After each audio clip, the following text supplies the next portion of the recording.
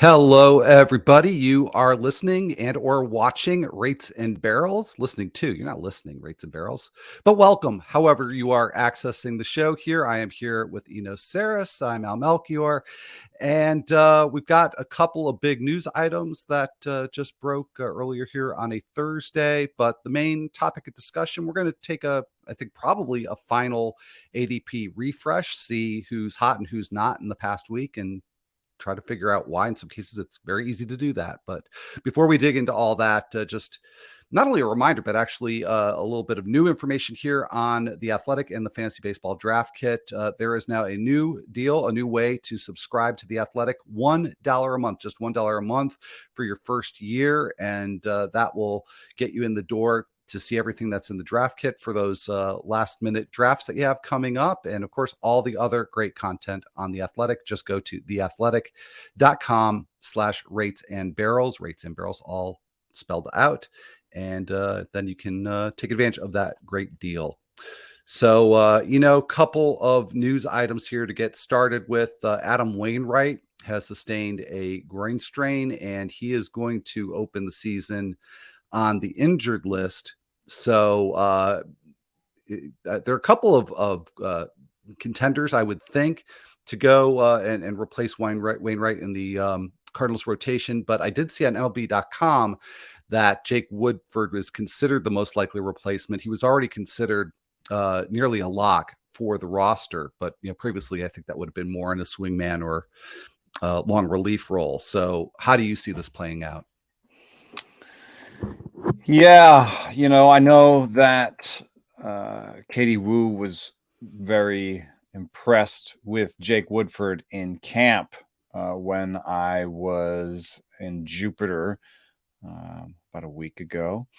And she actually highlighted him as probably the young pitcher that looked best, that could come up and help. However, I also just did the work for my bold predictions, and those are going to come out hopefully Friday or Monday.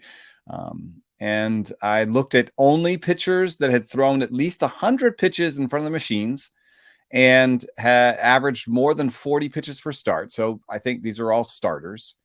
And there are two Cardinals on this list of the biggest stuff improvers across baseball.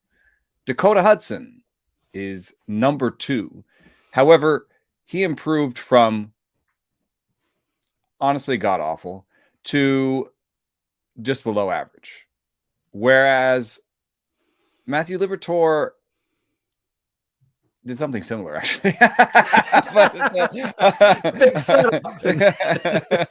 But they now have two guys in Hudson and Liberatore that have pitched before, that now have basically league average stuff for starters. And Woodford has a sort of a level below them. Now, he's been locating really well in camp. It's just that locations are harder to trust in a 200, 150 pitch sample. So if I was betting based on stuff, and that's been the most predictive of the suite, I would go, I guess, with Dakota Hudson right now. Oh.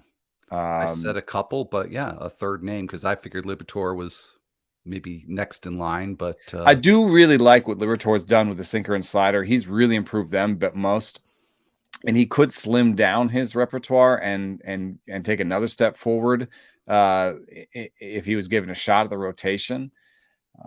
You just have when you're kind of breaking camp and you have this IL decision, and you're looking at who can make the roster, like who can make the opening roster. I guess Liberatore's on there. He's already on the roster, but I'm checking right now to see if Dakota Hudson has options left. I think he must, because I think he got sent down. In fact, I think it may have been earlier today, either Wednesday or Thursday. But okay.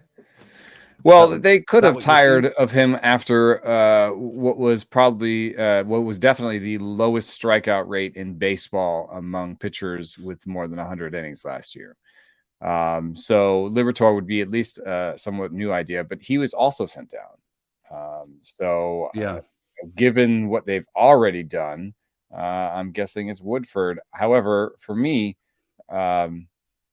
given their ages and their track records and their recent improvement in stuff numbers, Matthew Liberatore is the most interesting of the three. Okay. And we don't have really a definitive timetable. I mean, it looks like Wainwright's going to miss at least a month here. But it's not like he was going well before. I mean, he was throwing 86s up there. So, yeah. I mean, there might be some old man-itis going on too. Yeah, well, and I wondered about late last season, and I certainly don't want to speculate at all about what was going on health-wise. It's several months ago now, but he was not himself for the last month or so. He was the biggest velo dropper in baseball last year from the beginning of the season to the end. Yeah, so I don't know what the reason is behind that. Whatever the reason is, it's a reason why I've pretty much faded him this draft season so far, and obviously now we'll continue to. Yeah, I had good stuff numbers for him and a decent projection, and so I had him higher. But every time I've updated the rankings, he's dropped, and I'm gonna have to drop him again. I mean, he's out of the top 130 now. I mean, I think I might put him down near like sort of Trevor Williams territory in the 150s or so. But I don't know. There's not a big use case for why I would draft him at this point. Okay. Well, one other question that I just have about this, because again, you named three different candidates who all, I think there's a plausible reason why any of them could replace him. But if we just go with this report that Woodford's got the leg up on replacing him on opening day, or for the first turn through, do you think there's enough time there for, say, Liberatore or Hudson, for that matter, to get their chance and stick more long term in the Cardinals rotation? I mean, given he's one of the biggest improvers, I'm going to give Liberatore a chance at 75 to 100 innings. I'm going to call him the seventh starter, and the 6th and 7th starters usually get sort of 75 plus innings. So I'm going to move Liberatore up a little bit. I'm going to move Woodford up again a little bit, but I don't know if he's much past Wainwright at this point. All right. Well, we've got another injury item from here Thursday morning. Raisel Iglesias is also going to start the year on the IL. He's dealing with some shoulder inflammation. It's been termed as minor shoulder inflammation, but that's not really helping at this point with any sort of timetable. What we do know at this stage is that Iglesias is not going to throw for the next 7 days. So I think you have to figure that at least for the first couple of weeks of the season, possibly longer, somebody else is going to have to step in and get saves. Do you think there's one reliever that stands to do that more than the others? I think AJ Minter and Joe Jimenez would be most likely. Are there any other names to look at, or do you think there's one person in particular that people should focus on? It's always kind of a guess, I think, in these situations, especially with players that haven't been on the team last year. You can't even look at last year's usage with Joe Jimenez. It just can't be like, oh, what did he do last year with the Braves? He wasn't there. So, what we've found in the past is velo and strikeout rate have some predictive quality when it comes to changing roles, but both these guys throw gas and strike guys out. I've got a 32% strikeout rate projected for Joe Jimenez. That's not the way you say his name. And AJ Minter, a 31%. So, I think Joe Jimenez, see, his last name has a J in it, and his first name has a J in it. You're supposed to say them differently. It's weird how this works out. I've got them separated by 1 percentage point in strikeout rate. The other thing is, managers go to lefties about half as much as you'd expect, given the population of lefties in the game. And I know that the Braves do have other lefties in that pen, but I think there is that sort of, do I want to see the platoon advantage in the 9th with my closer? And I think most managers decide they would rather have a righty. So I think it's Jimenez. That's all right. A long-winded way of saying it. For the upcoming weekend drafts, any reason to discount Iglesias significantly? Yeah.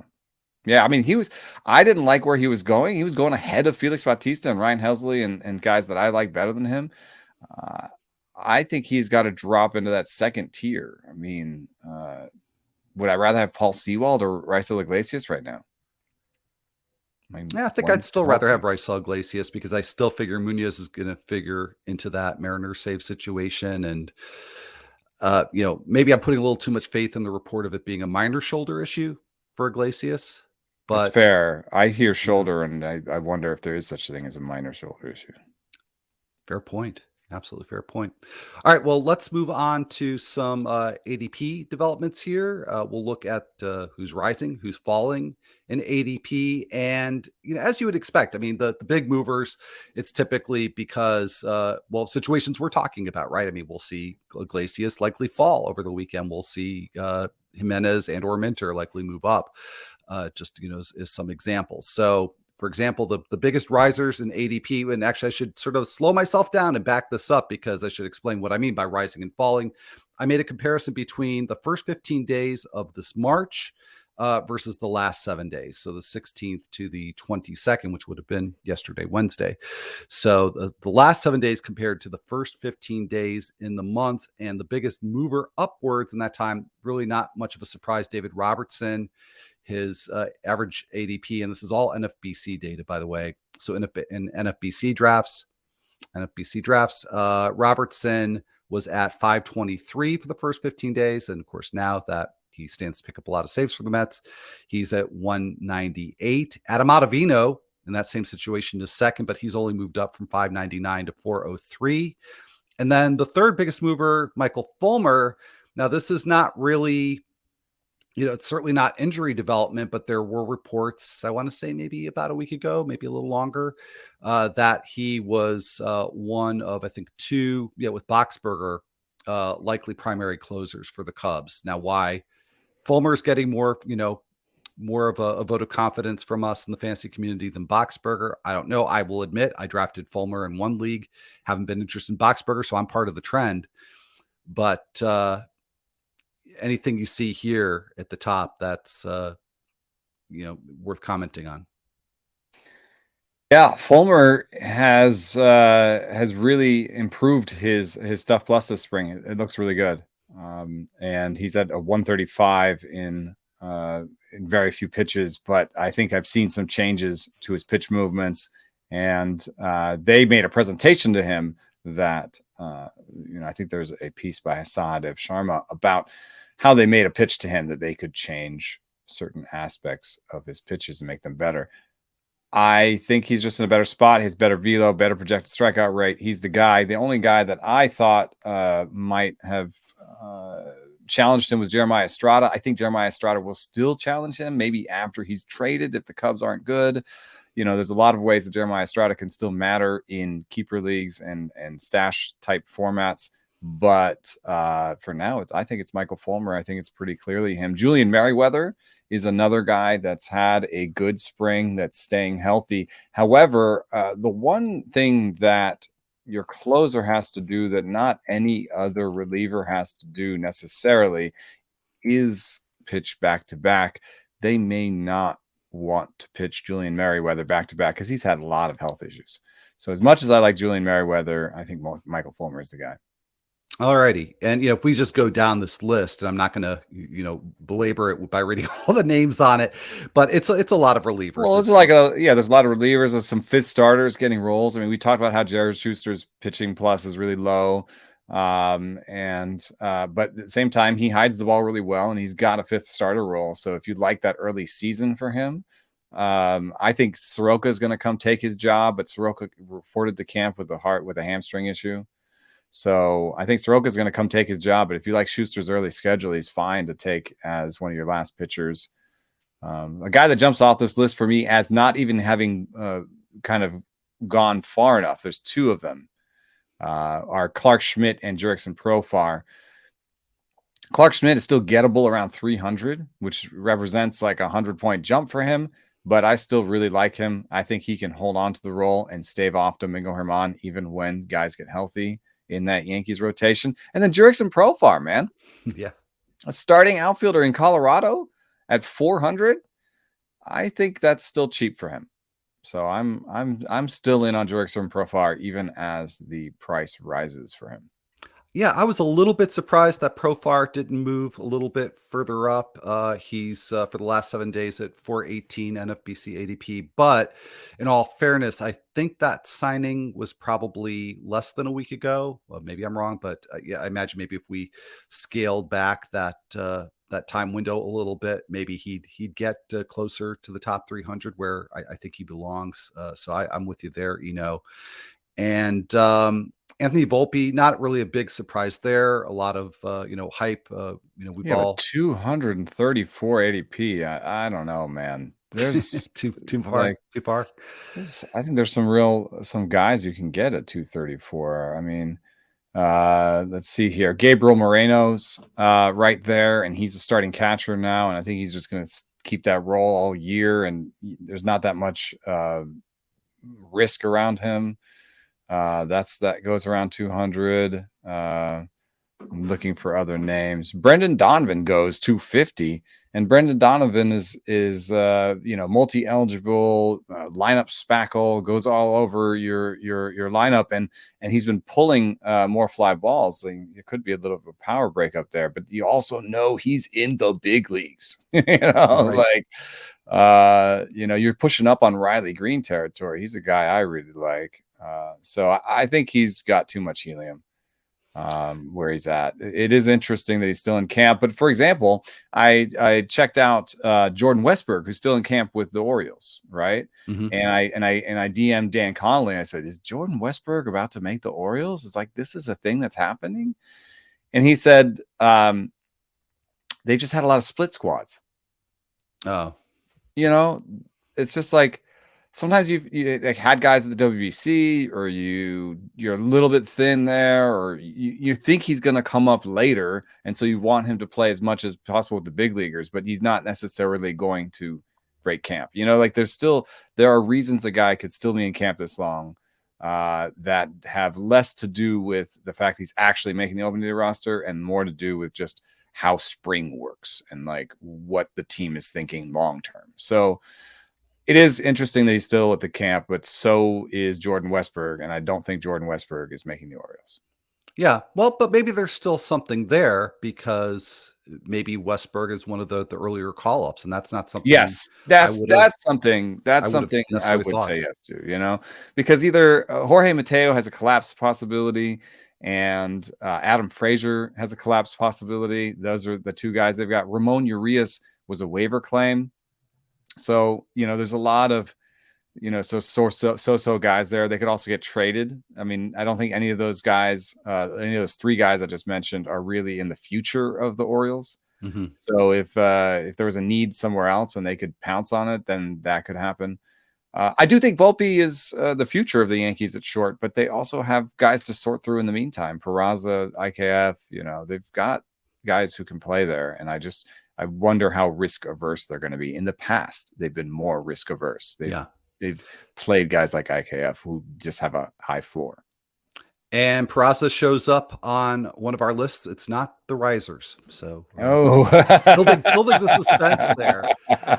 And I do want to mostly stay off of relievers, but one name really surprised me, and that's Jorge Lopez as being one of the bigger risers on the list. Lopez went from 304, just outside the top 300, to pretty solid late round pick in 12 teamers, 263.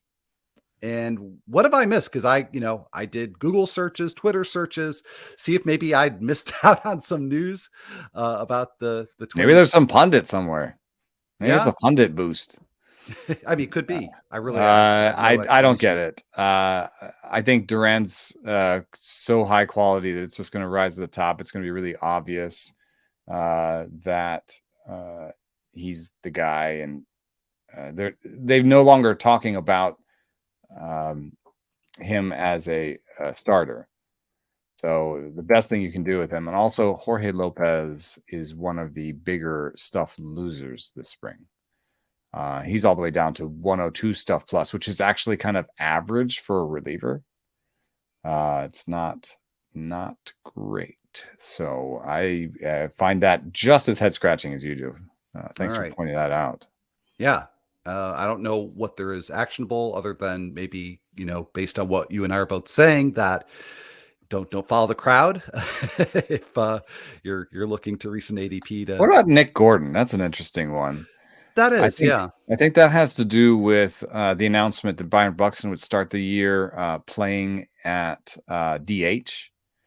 And so there's also a possibility that Trevor Larnach makes the team out of spring. It's something that Dan Hayes was saying. He's hitting his way onto this roster. Mm-hmm. So that's an interesting roster if you ask me, in terms of opportunities in the outfield. I was looking for Max Kepler's name in a couple box scores and didn't see them. So I don't know what's going on with him. I would assume he's a starter every day if he's in there. Yeah.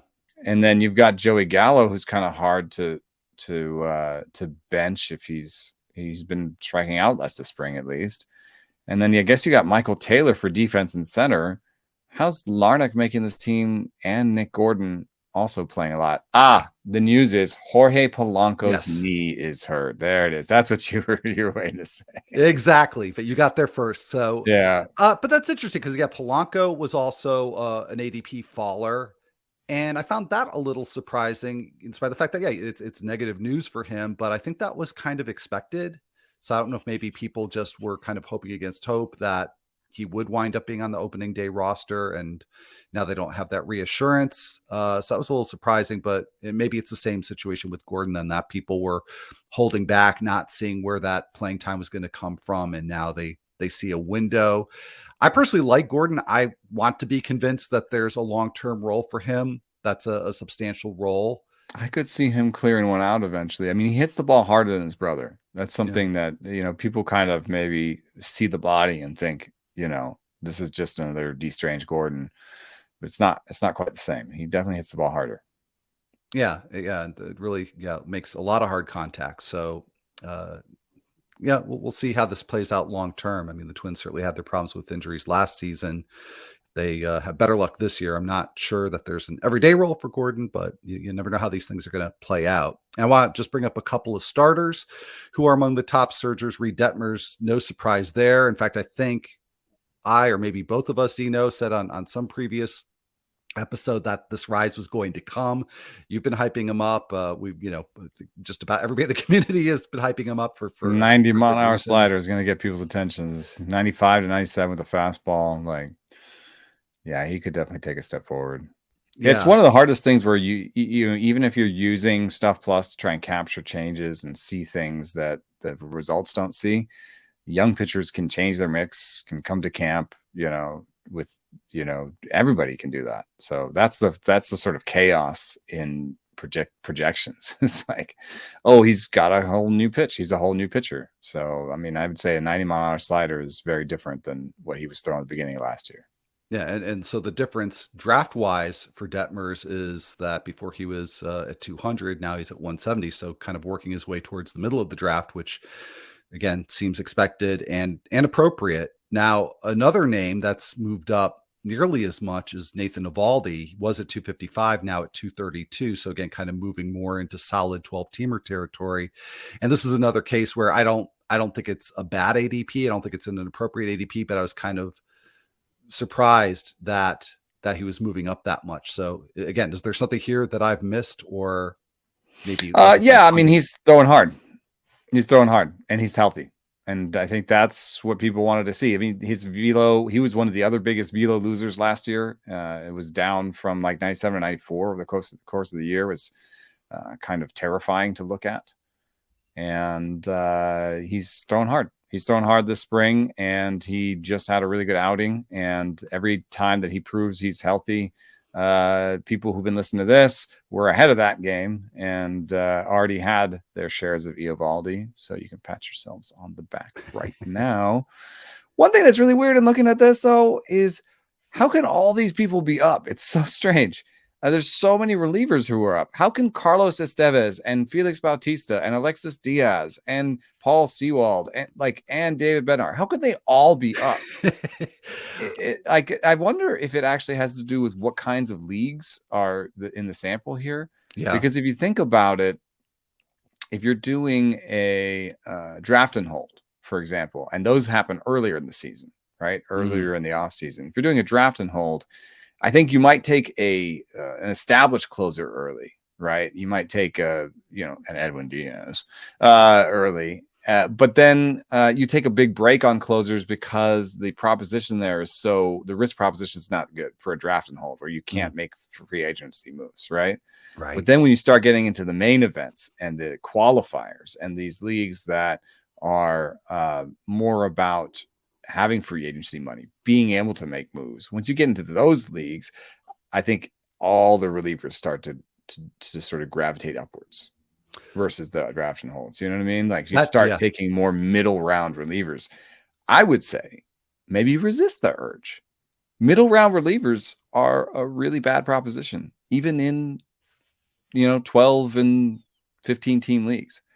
I think you get in there early, you make that strike, you get somebody, a top reliever. You want to get like a top 5-6 reliever, and then chill out on relievers for a really long time because people are throwing darts before they even realize they're throwing darts. You know what I mean? Right. Look at Evan Phillips. I like Evan Phillips. The stuff numbers like Evan Phillips. I think he's still going to be the closer, but his managers came out and said it might be Brusdar Graterol. Thanks a lot. And I'm just glad that I took Evan Phillips instead of taking Jorge Lopez earlier than him. Yeah. Or any of the guys that are now dropping. I think mid-round relievers, just be really careful with those. Like, okay. Well, Giovanni Gallegos is up 41 points. Like, what is that? How is that? What is that? Why? Yeah, that makes no sense. Well, except your explanation, I think, does make some sense out of that because then he's part of a larger trend. It's not really about him. They're taking him as a bench reliever, and a bench reliever in a 12 or 15 team league is just up above 400, right? Something like that. Yeah. So no, that makes sense. I was thinking something that is much less plausible, which is that with those top relievers going so early that maybe all of them were going up. There's got to be some of that. There's got to be some of that. That's why you see Bautista going up. Why is Bautista going up? Because Diaz is gone. Yeah, that too. I'd even think about the fact that there's a domino effect just from that one reliever, that top reliever being out of the pool. That's a very good point that I did not consider whatsoever. So there's a lot of relievers moving up, as you pointed out. There's a good number of starters too, not so many hitters. So aside from Anthony Volpe, there's the hitters that are moving up. They're moving up like a round or two. But the one that's kind of stands out besides Volpe is Jared Kelenic. Yeah, boy, what are you doing about that? Nothing. You're not in. You're not in. No, I'm not. Not at 207, which is where he is now. Before he was at 232, I know that doesn't seem like a big difference, but to me that is a big difference because you're still kind of in the meat of your 12-team draft, and you're definitely in the meat of your 15-team draft. And I just think that he's so risky. And yes, he's having a great spring. He's had great AAA campaigns. Yeah. And then he comes up and he flies out and strikes out. And, I at this point, I see the upside as kind of being Joey Gallo at best, and maybe not even with the walks. So at 232, okay, maybe as an end game pick, maybe, but no, I as we're getting towards 200, I just can't see drafting Kelenic. How about you? I just, I'm looking at these AA and AAA strikeout rates: 18.5% in AA, 15.4% in AAA. Then he goes back down and it's 20.8 last year. He's working on the swing. He's not striking out in spring. He's projected for 25% strikeout rate. That's not quite Gallo-ian. He does not have the patience or the eye as Gallo, and that's really why he's been struggling so much. I think he can really expand in places where he can't do anything with the ball, and especially on low sliders and stuff. So, but there are projections. Even the bat, which doesn't like him, is giving him a 96 WRC plus, and the rest are all giving him above 100. So they're still reaching back into those minors and saying, "Hey, don't forget about the signal in those minor leagues numbers." The average projection is somewhere around 17 homers and 10 stolen bases. I have no issue with that at all. The batting average. Average. Yeah, because they have them all at what, 220, 225? Yeah, that's rough. Yeah, I think it's like 190, 200. Oh, you don't even think it's 220? No, I don't. I mean, that would have to be dramatic improvement. And yes, it could happen. He's young enough. He's got the minor league numbers. I mean, he had a 141 average last year. Yeah, My so God, 200 is that huge is improvement. tiny. I might be able to talk myself into it. All right. Well, it's not so early that it's huge risk. Just for me, it's Shout out to my older son, who right now is rocking a. Let me see what the numbers are here. 3, 3, 1. He's rocking a 125 average, but it comes with a 571 OBP, baby. And I'm wearing his colors today, all house, Palo Alto all house. He's got a game today. He loves it. Super excited. He's wearing his uniform to school today. So I'm wearing the hat to egg him on. And we're gonna go. We're the as the parents, we're the scorers. So it's really important to do scoring for Little League because you got to do all the pitch counts. Mm-hmm. And that pitch counts determines who can pitch in the next game, and it's really important for their health. So that's how we step forward. I try to whisper in the ear of the coaches, but I don't want to be the dad who thinks he knows everything. Like I've seen those guys, and they can be annoying. So I try to respectfully. If you want to talk to me about baseball, I got things I can say, but I'm not going to yell at you. I think the likelihood that my son is a professional baseball player is not so high. So, I want him to have fun, and I don't want him to be embarrassed about his dad. So, all right, but you're repping the team. So, repping the team, we are gonna yell "Go Felix" today and go all house. Excellent. Go all house. Let's take a look at just a few hitters that are moving up, not quite as fast as Jared Kelenic, but again, this, like with Kelenic, seems like it's helium coming from a strong spring. Asturi Ruiz, who's got a home run this spring, in addition to the 6 stolen bases and a 325 average. Garrett Mitchell, definitely a reverse there. No steals at all, but 3 homers in 21 plate appearances. Jake Fraley having 4 weeks in, and Asturi Ruiz has a homer. Yes, he does. Okay. I we're taking the under. So context around that. And Jake Fraley, he's getting the homers and the steals, and I'm very mad at myself for not drafting Jake Fraley, not because he's having a great spring, but because I think it'd be cool to have a team called Fraley's Comet. Oh, there you go. Nice. He's up, and so is Friedel, and you can have a Friedel's Comet too. Yeah. That's also a good fish reference. I don't think you're a fish head. I am not a fish fan. Okay. I've been a Marlins fan, but not a. Yeah. It's weird that both Friedel and Fraley are up. That is, yeah. But Friedel is a 365, so that's a real end game pick. Maybe people who are taking Fraley are also taking Friedel. That's a possibility, but. David Hensley's up in Houston. I also saw something really weird in the box score the other day. Jake Durden was playing center field. That is weird. I thought of him. I mean, isn't he huge? I mean, I got the right Jake Durden. Justin Durden? Justin Durden is his name. Justin Durden is 6'3", so he's not the huge guy. Hensley's the huge guy, huh? Hensley's okay. I see here. Hensley is the guy who might be their second baseman. I've been presuming that's, and I think I even read somewhere that he had the leg up. Hensley's 6'6". So they've got this cup, but Justin Durden was playing last year some center field, some right field, and some left field. I just figured when I see a guy in the minors who plays all 3 outfield positions and not center field exclusively, they're headed towards a corner outfield, and they're not necessarily a center fielder. However, if there's a soft spot on this roster other than second base right now, it is center field. Yep.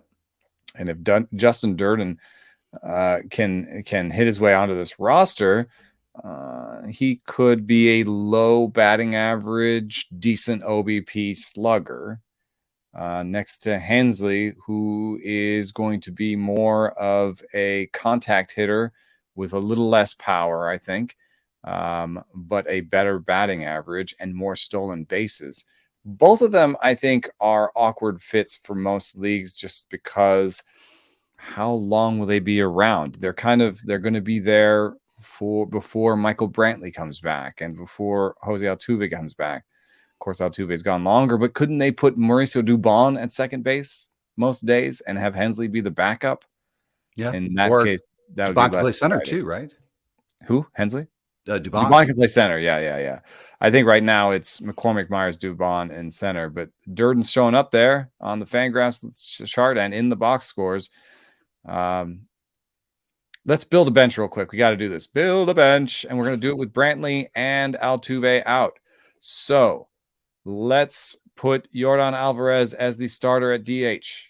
And we're just doing that for the purposes of this discussion. I don't want to hear about how he's a surprisingly good outfielder. Yes, I get it. I know. We're putting him at DH, and we're putting... Let's put Dubon at second. Let's just do that because that gives us a bench of who's in left now? McCormick. Okay, so McCormick. We go McCormick, Myers, Tucker in the outfield. Yeah, I think that's that coincides Dubon with what at second. Fangraphs has. Durden's making this team. I think so too. Durden. The bench is Durden, Hensley. One of the catchers, I guess it would be more exciting if it was Diaz, but it might be Corey Lee. So there's a catcher. There's Durden. There's Hensley. There's even room for more. So yeah, I think Durden definitely makes the team. I don't know that there's enough of a long-term impact. Bly Madras could make this team. Sure, it's interesting. Very interesting. They're definitely making this team. Dixon Machado could make this team. They've got two behind. I would say Durden, Hensley, and a catcher. You'd still have one more, right? Yeah. You have one more. So Durden, Hensley, and a catcher.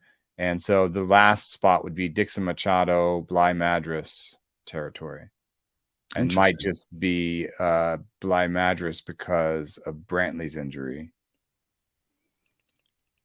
Well, we'll see. I don't think Bly Madras or Dixon Machado are super interesting, but I do think Hensley and Durden are. And it's particularly as sort of last bats on the bench, especially if you like their early schedule. All right. Well, I want to bring up two more rising hitters before we get to the fallers.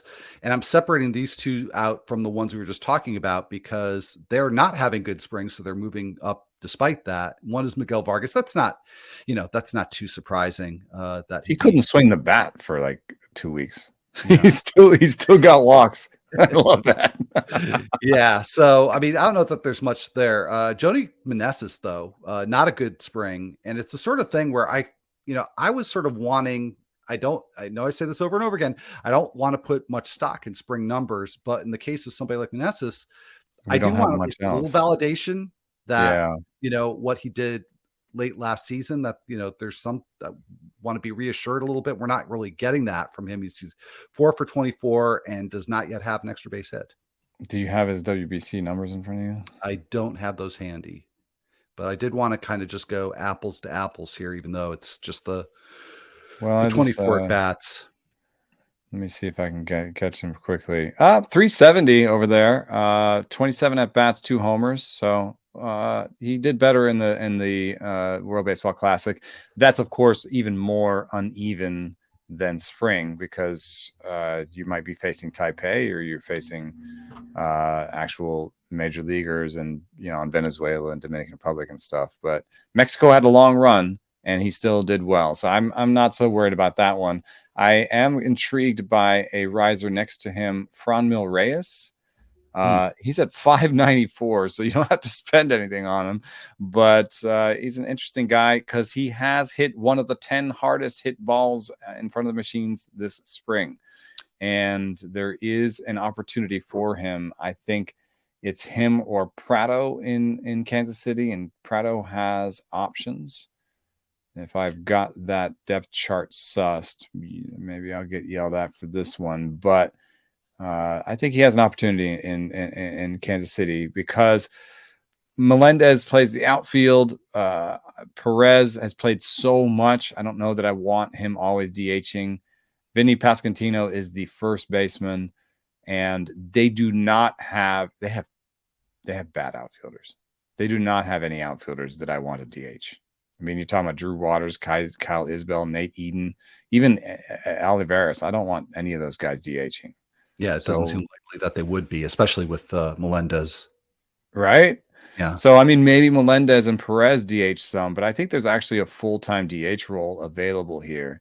And, He'd be the, I mean, you really can't put him much anyplace else. And I don't doubt that he's going to be able to hit for power. It's just, is he going to be able to make contact anywhere close? and they have like the rest of the team has decent amount of contact, right?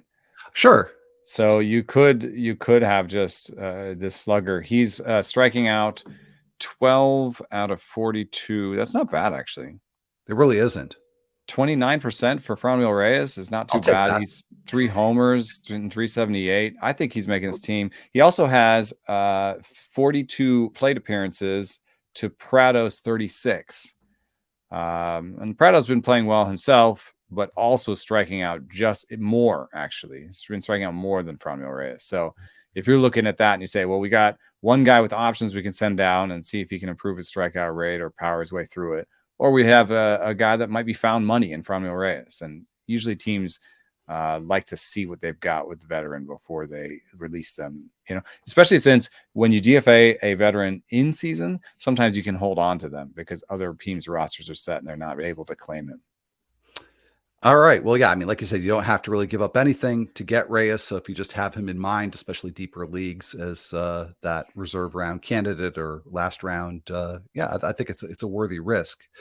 Let's go to the fallers, the ADP fallers in the past week. And I mean, the first few are very obvious. Edwin Diaz, obviously falling off the map there. Andrew Painter, Alex Kirilloff starting the season on the IL. And then, we get into some names on the list that they're not falling from like a mixed league place for the most part. I guess Juan Yepez, he was at 365. Now he's barely in the top 500 as that roster starts to shape up. That makes some sense to me. I have not drafted him anywhere. But if we these 500s, they don't even go in 15 team leagues, do they? No, I mean, not unless you not 15 team fab leagues. No. So you're right.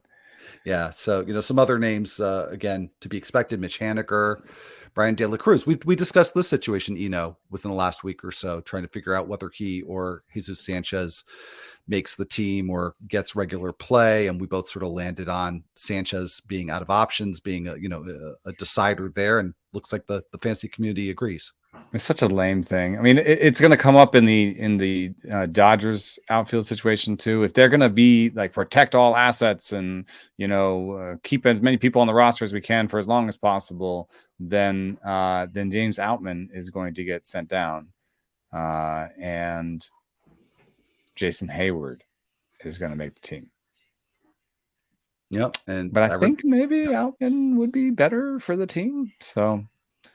I don't know why JD Davis is dropping, but he was already kind of a draft and hold type guy. Right. Yeah. None of these guys are super relevant in our leagues. Let's see. How far up do you have to go? Well, I mean, they're dropping 100s. Right. So if we go to, players who are dropping 40, 45 spots, Jorge Polanco, we mentioned before. Again, I feel like that's a little bit of an overreaction going from 145 to 188, but it's understandable. Vaughn Grissom dropping more than 40 points down to 199. News on Max Kepler? He's dropping out of. Let me see if there's some injury news on him. Because Max Kepler is dropping from mixed league eligible to not. That's interesting. I did not pick up on that. He's still worth drafting. Left hip tightness. Oh boy, some sort of injury concerns, I guess. Sorry, what were you saying? You had some other names. Let's see. Yeah, well, I was mentioned Polanco again.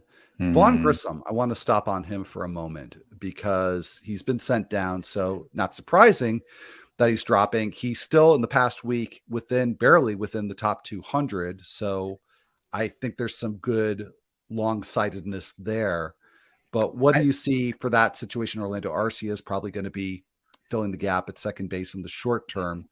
But do you think this is just going to be a situation where, they just want Grissom to get off to a good start in the minors and then he comes up quickly? Or do you think? I don't know. So the stated thing is a concern is a weak arm and poor defense. They've had as their shortstop, Dansby Swanson, who had one of the weakest arms among starting shortstops in the big leagues over the last, 5 years while he was in Atlanta. So it can't just be the weak arm. It has to be weak arm plus some other issues. Mm-hmm. And is he going to fix those issues in 2 weeks in the minor leagues if he's had them for a while? I don't see it. So I think Brandon Shoemake might be up before Grissom to play shortstop. So that means that Grissom is someone who could come up if they have an injury to Ozzie Albies. Would he come up if there was an injury to Ahire Adrianza? I don't know, because Adrianza is more of a backup. Would you call up Grissom to be a backup? So I think it would have to be like an injury to a starter like Ozzie Albies, or possibly Eddie Rosario or Marcell Ozuna. I don't know that they play a lot of Grissom in the outfield, but that is a place that corner outfield is a place you put someone where you're like their bat and you're not sure about their defense. So I would say you'd be waiting on an injury to Eddie Rosario, Marcell Ozuna, or Ozzie Albies if you want Vaughn Grissom to come up. Okay. Yeah. My apologies. I said second base, but of course the shortstop. I mean, where is the big question? Yeah, but that's an interesting point that you bring up, because I don't even know that you necessarily have to wait for an injury to Rosario or Ozuna. I think maybe if they just get off to really bad starts for the first maybe 3 weeks or so, I think you could see Grissom come up. Yeah, that's interesting. The WC player stats for, let me see here. I want to see Rosario. 176. Ouch. I thought he'd was doing a little better with the eye surgery, but he's, I think, always a borderline major league starter, because of certain flaws in his approach. Marcell Ozuna has only struck out 10 times in 45 plate appearances this spring, and has a homer for it. They're playing him. He was batting fourth in the last lineup I saw. So if I was to guess at the starter, I would say Ozuna is a starter either at DH or in left field. Rosario plays against righties, and Travis d'Arnaud and or Sean Murphy steal some DH opportunities when Ozuna's in the field. I think that's what's going on. Yeah, it definitely seems plausible. Well, let's get to just a few other names of some big movers downward. Kenta Maeda not having the best spring, and so he's kind of sliding out of the. It's weird. His stuff plus looks fine. I think I would resist the urge to slide him too hard. Okay. Do you, again, going back to the theme of spring training not being the normal situation, small samples and all that? He's going to have some 9 2/3 for Maeda. That's actually concerning, because you're coming off of TJ surgery, and there is a documented loss of fastball command coming off of TJ surgery. Okay. So that part is concerning, I guess. But all right. I tend to think give him some time and he'll iron that out, especially since he's such a breaking ball guy anyway. All right. We mentioned before Oswald Peraza. So this is the flip side to the Volpe helium. He has fallen out of the top 300. Yeah. How are you dealing with that situation in drafts? Are you targeting either, neither? I'm probably avoiding it. I don't think that much of Oswald Peraza's offensive profile. There's IKF there too. When I see a crowd like that, and I don't trust that the team is going to go the way I would want Anthony Volpe to start, but that doesn't mean that the Yankees will do it. You know what I mean? Right. So when I used to in the past be like, oh, the teams will do what I would want, like the Braves will just play Vaughn Grissom at shortstop because I think he's fine there, but the teams don't do what you think they're going to do necessarily. So one guy that sticks out for me as perhaps falling too far is Chris Taylor. Why is he dropping out of the top 300? Why is he dropping 40 points? You just said that Vargas is not having the most amazing spring. That means there is an opportunity for an everyday job, not even counting the fact that they need help at shortstop and they need help at center field. Well, this is the weird thing about this situation, because when Lux went down with the injury, probably one of the first things I thought from a fantasy perspective was, this Chris Taylor, exactly. And I haven't drafted him anywhere. And that situation's gotten crowded again. The Dodgers always make a roster situation crowded. Yeah, they do.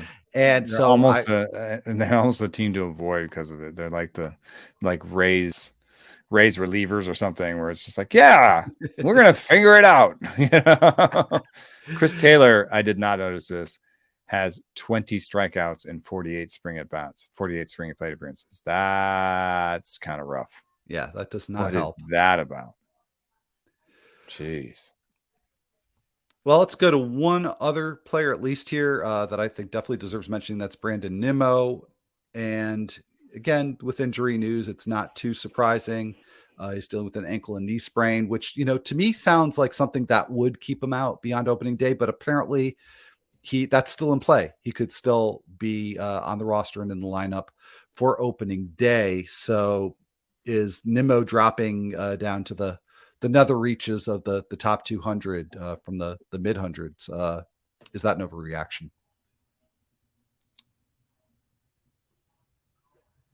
No, I think that's about right. You want to start camp with healthy people. And it is also a nod to the fact that Nimmo has not been the healthiest guy. It's not like, Marcus Simeon's a little sore and he still thinks he's going to make opening day. If I wouldn't put those two pieces of news at the same level of like interestingness. Yeah, I was going to say, well, isn't that sort of baked in? But I guess this is the sort of thing that if you were on the fence about whether or not to take that flyer around 150, 160, yeah, it would definitely put me off. He's still a guy that I look at in every draft, and he will be now that he's cheaper. So I guarantee in my main event that he will be somebody that I look at some point and say, man, should we? Harrison Bader dropping for injury. There's a lot of injury stuff here. Joey Votto just having a bad spring, and I guess that's paired with injury. Yeah, it's an interesting group of players that's dropping. It's there is a part of this that also has to do with what I was saying earlier, but the pitchers. The flip side of going from draft and hold to more like 15-team fab sort of leagues is that you'll get guys that you would only draft and hold that you wouldn't draft in these other leagues. You know what I mean? That start showing up as droppers. What's a good example of that? I think a draft and hold player like Kyle Isbell is a draft and hold player, and he's dropping because he's not getting drafted as much because he's not going to get drafted in a 15-team league. Daniel Vogelbach is that kind of player, where you're sort of depth in the draft and hold. And I know there's a bunch of guys who got sent down: Addison Barger, JJ Bleday, Vidal Brujan, guys like that. So Garrett Stone, who was a draft and hold guy for me, got sent down. Boo-hoo. But still plenty of opportunity in Washington. It's not a good team. Still plenty of opportunity. Yeah. No, he had a great season in the minors last year, and if I recall correctly, he did okay when he came up with the Diamondbacks too. So, and those are all players of the ones that you mentioned. I mean, they were going kind of late to start with, so they've just really kind of fallen off the map. But they'll make great fab targets, if not this weekend, down the line. So smoothly segueing into the upcoming Friday show, where we will talk about the first fab of the season and, some of these players that, have fallen. Maybe they become targets for fab or beneficiaries of playing time beneficiaries of some of the recent injuries as well. So, but we'll save that discussion for Friday. So before we wrap up here, any either kind of macro observations or any players that we should have mentioned that we haven't yet? Nope. It's the last weekend of drafting. Good luck out there. I'll see if I can get a pitching rank update out there for you by tomorrow. Bold predictions tomorrow might be a fun read as you make your final preparations for the last weekend of drafting. And we'll also try to prepare those who have drafted for the first FAB run of the season, which might be this weekend for you. So it's kind of it's awkward near the end. It's awkward when you've got these young guys that's still in camp that are there, but no, they're not making the team, like Jordan Westberg, I guess. And it's awkward when you got to go back. Sometimes you have to go back to your major league park for these like rivalry games. So like the Giants are going to break camp and play the Athletics next week, early in the week at home. But they might still do so with minor leaguers in the Major League Stadium. And it's awkward when you've drafted and you just want the season to start. But hopefully, if you missed my last announcement, New York, I'm going to be there on Thursday for an event at Other Half. The RSVPs are closed for the panel part, but come for the watch party, drink my beer, staring into the shift, eat my sandwich, the knuckleball, and have a good time. And if you come near the panel, maybe some RSVPs won't show up and you get in. So please, I hope to see you there.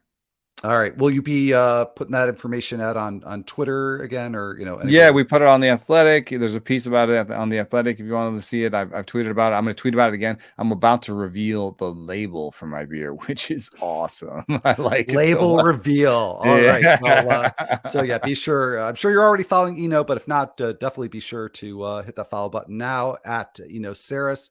I'm at Al Melchior BB. I have no label reveals on my Twitter. Just a warning. And if you have questions for us, hit us up there or send an email to us at ratesandbarrels@gmail.com. Rates and Barrels all spelled out, or put some questions down in the comments here on YouTube if you are watching here on YouTube. So with that said, we will be back on Friday with that fab discussion. So good luck in your drafts, everybody, and we'll see you next time.